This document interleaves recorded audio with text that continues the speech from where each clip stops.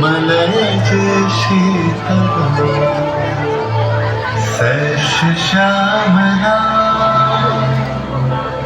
सस्य श्यामला मातरम वंदे मातरम।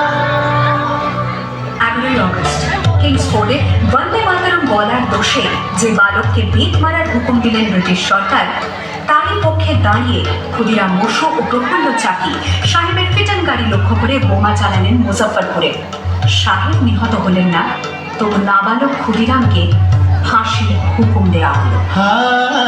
জননী কুলহ তুলে বক্ষে শান্তন বাস দেহ তুলে চোখে কাঁদিছে তব চরণ তলে ৩০ কোটি নরনারী।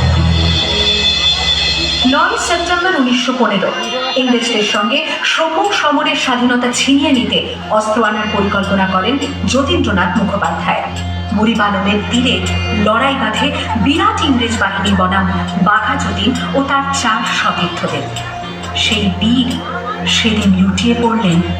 আমি হাসি হাসি পড়ব ফাঁসি, দেখবে ভারতবাসী একবার বিদায় দে মা, ঘুরে আসি। 18 এপ্রিল 1918 মাস্টারদা সূর্য সেন ও তার 65 জন শিষ্য মিলে পরিকল্পনা করে চট্টগ্রামে ব্রিটিশ পুলিশের অস্ত্রাগার লুট করে। এর 4 দিন পর ব্রিটিশ বাহিনী খুঁজে বার করে মাস্টারদা ও তাঁর সঙ্গীদের। সেদিনের অস্তমিত সূর্য ছিল সূর্য সেনের রক্তের আহ্বান শোনো আহ্বান, আসি মাত্রায় ভর্তি দুস্তা বাঘা দুস্তা ফেরে বন্যার মতো বেরিয়ে যুগ সঞ্চিত শক্তি দিয়েছে সারা জীবগের সম্মুখে সূর্যের ইশারা। যাত্রা শুরু হচ্ছে চলে দুর্বার লেগে চটি মুক্ত সাঁতারি শুধু সত্য যে নবকার জেগেছে তরুণ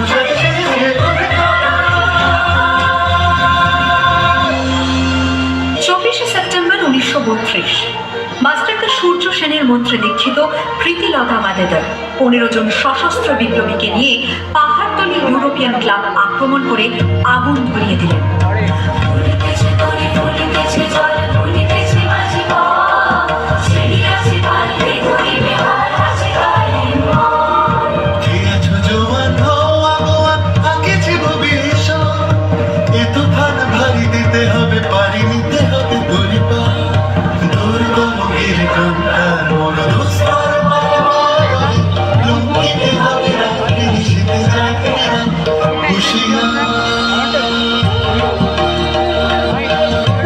সেপ্টেম্বর 1942 তমলুকের মাটিতে কয়েক হাজার ভারতীয়কে নিয়ে যিনি পুলিশ স্টেশন ঘেরাও করার লক্ষ্যে হেঁটেছিলেন, সেই সত্তরোর্ধ্ব মাতঙ্গিনী হাজরা পুলিশের নির্মম গুলিচালনা ও লাঠিচার্জ সত্ত্বেও তার হাতের পতাকাটি মাটিতে টুকে দেন।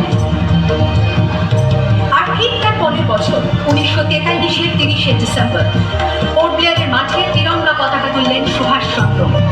এটাই স্বাধীন ভারতের মাটিতে প্রথম তেরঙ্গা ঝান্ডা। আইএনএর commander in chief Subhashchandra Bose হলেন ভারত, যাকে স্বীকৃতি দিয়েছিল 18টি দেশ।